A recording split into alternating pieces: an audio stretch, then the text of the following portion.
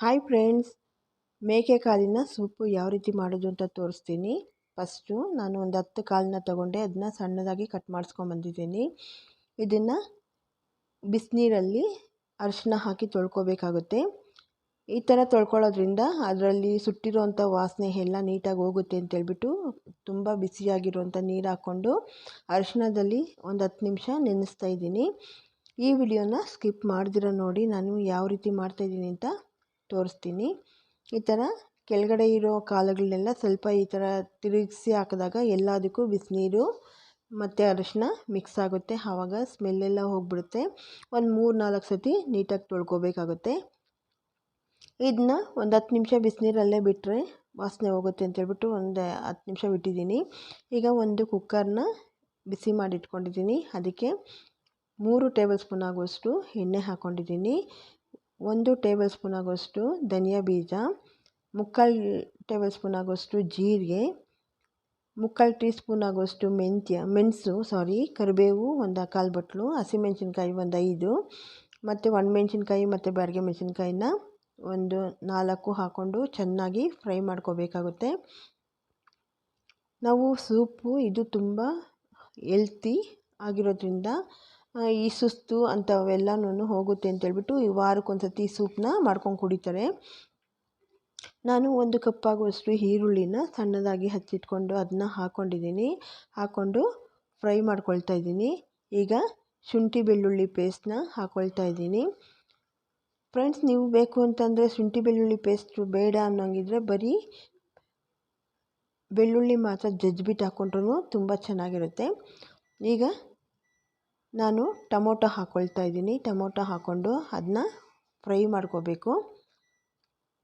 ಆದಷ್ಟು ನಾವು ಚೆನ್ನಾಗಿ ಫ್ರೈ ಮಾಡ್ಕೊಳ್ಳೋದ್ರಿಂದ ಸೂಪ್ ಚೆನ್ನಾಗಿರುತ್ತೆ. ಟೊಮೊಟೊ ಸ್ವಲ್ಪ ಮೆತ್ತಗಾದ ಮೇಲೆ ನಾನು ತೊಳೆದಿಟ್ಕೊಂಡಿರೋಂಥ ಕಾಲನ್ನ ಹಾಕ್ಕೊಂಡು ಚೆನ್ನಾಗಿ ಮಸಾಲೆ ಜೊತೆ ಮಿಕ್ಸ್ ಮಾಡ್ಕೊಳ್ತಾ ಇದ್ದೀನಿ.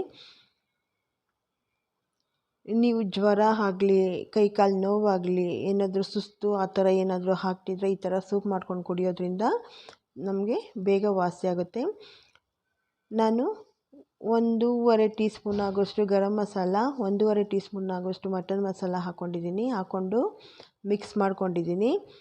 ಈಗ ಜೊತೆಗೆ ಧನಿಯಾ ಪುಡಿನೂ ಹಾಕ್ಕೊಂಡು ಎಲ್ಲನೂ ಮಿಕ್ಸ್ ಮಾಡ್ಕೋಬೇಕಾಗುತ್ತೆ. ನಾವು ಈ ಥರ ಚೆನ್ನಾಗಿ ನೀರು ಹಾಕ್ತಿರ ಮಿಕ್ಸ್ ಮಾಡೋದ್ರಿಂದ ಅದಕ್ಕೆ ಚೆನ್ನಾಗಿ ಮಸಾಲೆ ಹಿಡಿಯುತ್ತೆ ಅಂತೇಳ್ಬಿಟ್ಟು ನೋಡ್ಕೊಂಡ್ರಿ. ಉಪ್ಪು ರುಚಿಗೆ ತಕ್ಕಷ್ಟು ಹಾಕ್ಕೊಂಡಿದ್ದೀನಿ. ಖಾರದ ಪುಡಿ ಹಾಕ್ಕೊಂಡಿದ್ದೀನಿ. ಯಾಕೆಂದರೆ ನಾನು ಸ್ವಲ್ಪ ಖಾರದ ಪುಡಿ ಹಾಕ್ಕೊಂಡಿದ್ದೀನಿ, ಯಾಕೆಂದರೆ ಮೆಣಸು ಖಾರ ಇರುತ್ತೆ ಮತ್ತು ಹಸಿಮೆಣಸಿನ್ಕಾಯಿನೂ ಖಾರ ಇದೆ. ಎಲ್ಲದರಲ್ಲೂ ಖಾರ ಇರೋದ್ರಿಂದ ನೋಡಿಕೊಂಡು ಹಾಕ್ಕೋಬೇಕಾಗುತ್ತೆ. ಈಗ ನಾನು ಎಷ್ಟು ಬೇಕೋ ಅಷ್ಟು ನೀರು ಹಾಕ್ಕೊಳ್ತಾ ಇದ್ದೀನಿ. ನಾನು ಒಂದು 2 ಲೀಟ್ರ್ ಆಗೋಷ್ಟು ನೀರು ಹಾಕ್ಕೊಂಡಿದ್ದೀನಿ. ನೀರು ಹಾಕ್ಕೊಂಡು ಚೆನ್ನಾಗಿ ಇದನ್ನು ಕುದಿಸ್ಕೋಬೇಕಾಗುತ್ತೆ. ನೋಡಿ, ಈ ಥರ ನೀರು ಹಾಕ್ಕೊಂಡ್ಮೇಲೆ ಚೆನ್ನಾಗಿ ಮಿಕ್ಸ್ ಮಾಡಿದ್ರೆ ಮಸಾಲೆ ಎಲ್ಲ ನೀರಿಗೆ ಇದಾಗಿ ಚೆನ್ನಾಗಿ ಕುದೀತಾ ಇದ್ದಾಗ ಕಾಳುಗಳೆಲ್ಲ ಚೆನ್ನಾಗಿ ಮಸಾಲೆ ಹಿಡಿಯುತ್ತೆ ಅಂತೇಳ್ಬಿಟ್ಟು ನಾನು ಈ ಥರ ಮಿಕ್ಸ್ ಮಾಡ್ಕೊಳ್ತಾ ಇದ್ದೀನಿ. ಪುದೀನ ಸ್ವಲ್ಪ ಸಣ್ಣದಾಗಿ ಹಚ್ಚಿಟ್ಕೊಂಡಿದ್ದೆ ಹಾಕ್ಕೊಂಡಿದ್ದೀನಿ. ಕೊತ್ತಂಬರಿ ಸೊಪ್ಪನ್ನ ಸಹ ಹಾಕ್ಕೊಂಡು ಬೇಯಿಸ್ಕೊಳ್ತಾ ಇದ್ದೀನಿ. ನೋಡ್ಕೊಳ್ರಿ, ಇನ್ನೂ ಸ್ವಲ್ಪ ಏನಾದರೂ ಉಪ್ಪು ಬೇಕು ಅಂತಂದರೆ ಹಾಕ್ಕೋಬೋದು. ನಾನು ಇನ್ನೂ ಸ್ವಲ್ಪ ಉಪ್ಪನ್ನ ಹಾಕ್ಕೊಳ್ತಾ ಇದ್ದೀನಿ. ಹಾಕ್ಕೊಂಡು ಇದಕ್ಕೆ ಸ್ವಲ್ಪ ಫ್ಯಾಟ್ ಬರುತ್ತಲ್ಲ ಅದನ್ನ ಹಾಕ್ಕೊಂಡಿದ್ದೀನಿ. ಹಾಕ್ಕೊಂಡು ನಾನು ಲಿಡ್ನ ಕ್ಲೋಸ್ ಮಾಡ್ಕೊಳ್ತಾ ಇದ್ದೀನಿ. ಕ್ಲೋಸ್ ಮಾಡಿಕೊಂಡು ಒಂದು 8ರಿಂದ 10 ಕೂಗನ್ನ ಕೂಗಿಸ್ಕೋಬೇಕಾಗುತ್ತೆ. ನೋಡಿ, ಈಗ ಕೂಗಿ ಆರಿದೆ ಕುಕ್ಕರು. ನೋಡಿ, ಚೆನ್ನಾಗಿ ಬೆಂದಿದೆ. ಅದರಲ್ಲಿರೋ ಮೂಳೆಗಳಲ್ಲಿರೋಂಥ ಸಾರ ಎಲ್ಲ ಮಸಾಲೆಗೆ ಬಿಟ್ಟಿದೆ.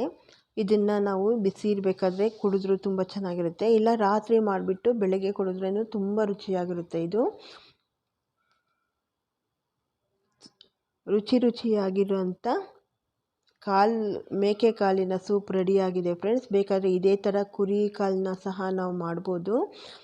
ಫ್ರೆಂಡ್ಸ್, ಯಾರಾದರೂ ನನ್ನ ಚಾನಲ್ನ ಸಬ್ಸ್ಕ್ರೈಬ್ ಮಾಡ್ದಿರ ನೋಡ್ತಾ ಇದ್ದರೆ ಪ್ಲೀಸ್ ಸಬ್ಸ್ಕ್ರೈಬ್ ಮಾಡ್ಕೊಳ್ಳಿ.